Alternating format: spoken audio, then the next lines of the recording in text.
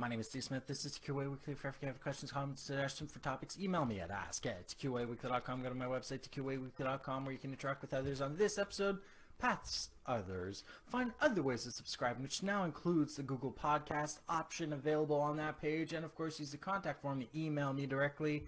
And if you're already on YouTube, you know what to do. The comments box is down below. If you want to get these episodes 24 to 48 hours in advance of everyone else, make this show better, go to patreon.com/TQA Weekly. All the information is available on that page. And of course, everything is in the description down below. Otherwise, go to tqaweekly.com/SE6EP37. That will bring you to the show notes of this episode. Especially useful if you listen to the podcast version of this show, which, by the way, is the original intent of this show. It came out as a podcast, which is why I still take the time to post it as a podcast on other platforms. Now, I have refrained from doing this topic because I've seen so many people do a better job of it.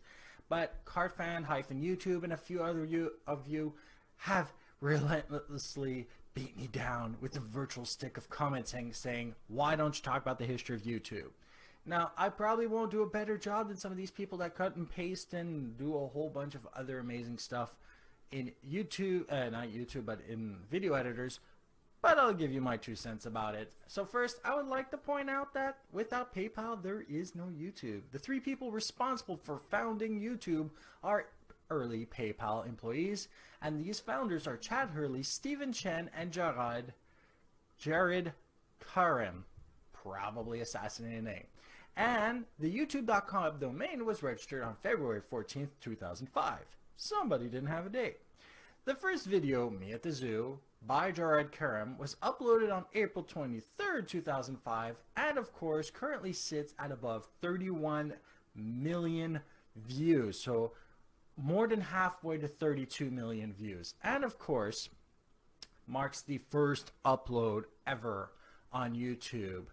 Now, YouTube, as well as Facebook, Twitter, and a bunch of other companies are partly possible because of a little known fact that many people either don't know or just refrain from looking at, and this is called angel funding. And it's a very important thing in their case. So the first angel funder was venture firm Sequoia Capital, which invested $3.5 million in November of 2005 towards the operations that were still running in a makeshift garage. At that year also, especially when this came out, they also implemented features that are still with us: full screen view, subscriptions, and playlists. Now, those are features that are actually implemented, that are still implemented now. I don't talk about features that are no longer implemented because that's how a lot of websites work. You put a lot of features out, and the ones that are popular stay. The ones never used, you get rid of because those usually take up important CPU cycles. Now, in April 2006, former CFO, Chief Financial Officer of PayPal, and I'm going to assassinate his name, Royalef Botha, joined the board of directors, and Artis Capital Management put an additional $8 million in angel funding into YouTube. And in 2006, they also gave us the personalized profiles, video responses, cell phone uploading, viewing history, and a few other stuff that are still around. At this point, you're starting to get a YouTube that is functioning fairly similar to what we have today. Now, they had a lot of issues that had to do with copyrights, infringements, and media publishing companies that still haven't gotten a hint. Much to like my dismay, people like Steve Jobs and with iTunes have managed to curve some of the media publishing companies into reacting to a very specific way, especially with the help of Napster. But in the case of YouTube, they still haven't bent towards what we want, which is the non-walled gardened content profile that a lot of these big media companies are still implementing on us. So they had to come up with a bunch of agreements to solve with these media companies. Otherwise, what would have happened is on October 9th, 2006, they probably wouldn't have been bought.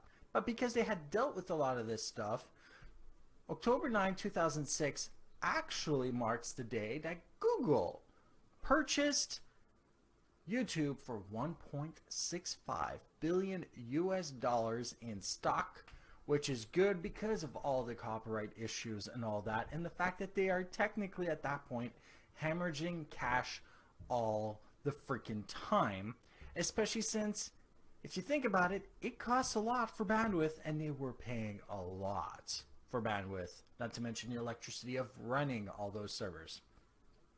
Then from 2007 to today, we enjoy many improvements, and I will only tell you the top level improvements because some of this stuff like the image quality are incremental. So we have video analytics, which is very useful for figuring out the ratio of gender as opposed to other groups, as well as being able to know where in the world, which browsers, which devices, and all that. Obviously, it gets better and better all the time. We have audio swaps, so for those who like mixing around a whole bunch of video and then putting in music. The thumb ratings, which replaces the stars from before. 4K video, something most people don't know. Film rentals, you can also buy films over YouTube.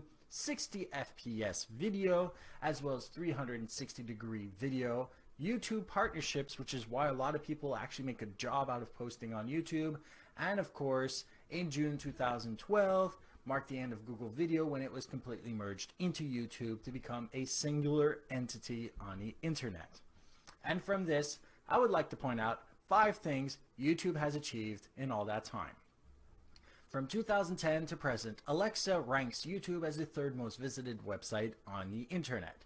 December 4th, 2012, Gangnam Style is the first video to achieve 1 billion views. March 21, 2013, number of unique visitors to YouTube actually reaches 1 billion for the first time. June 19th, 2007, in Paris, Eric Schmidt launches new localization system that allows us to have the localized view of YouTube from then on. And of course, in May 2013, they launch a pilot program that allows all YouTubers who have 1,000+ subscribers the ability to charge for content 99 cents or more, although the grand majority of videos still remain free to this day. And of course, with the addition of YouTube Red, other kinds of monetization platforms are possible.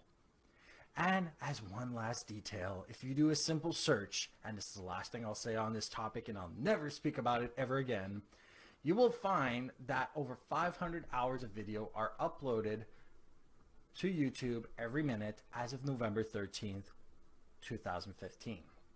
Projections sit at a possibility of 800 hours of content uploaded to the platform at the beginning of October 2016 per minute. That is a lot of content. For all the sources to this show, go to tqaweekly.com/se6ep37. You also have a link to the first video ever posted on YouTube. And of course, don't forget to like, dislike, share this episode with those that you think can benefit from this. And if you want to get these episodes 24 to 48 hours in advance of everyone else, go to patreon.com/TQA Weekly and help out the show. Thank you and goodbye.